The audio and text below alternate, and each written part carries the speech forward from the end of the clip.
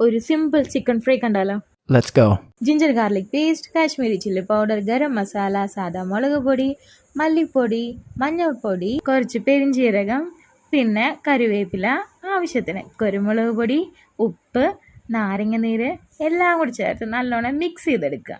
ഈ മസാല ഒന്നുകൂടി ടേസ്റ്റ് ചെയ്യാൻ വേണ്ടിയിട്ട് ഇച്ചിരി തൈരോ മുട്ടയോ ചേർത്താൽ മതി കേട്ടോ. ഇതിലും കുറച്ചും കൂടി സിമ്പിൾ ആവണമെങ്കിൽ 2-3 ടീസ്പൂൺ ചുടുവെള്ളം ഒഴിച്ചിട്ട് നല്ലോണം മിക്സ് ചെയ്തെടുത്താലും മതി. ഞാനിപ്പോൾ അതാ ചെയ്തിരിക്കുന്നത് കേട്ടോ.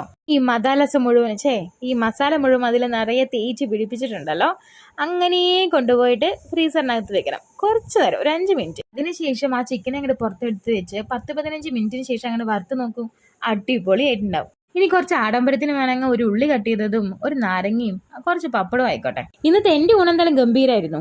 മട്ടരി ചോറും നല്ല തേങ്ങാക്കുത്തിട്ട് മസാല അരച്ചു വെച്ച ചിക്കൻ കറിയും കൂടെ പപ്പടവും നല്ല ചിക്കൻ ഫ്രൈയും കൂടി ആയപ്പോൾ വയറ് നിറഞ്ഞു. ഇവരുടെ വയറ് നമ്മൾ നേരത്തെ നിറപ്പിച്ചതാണേ.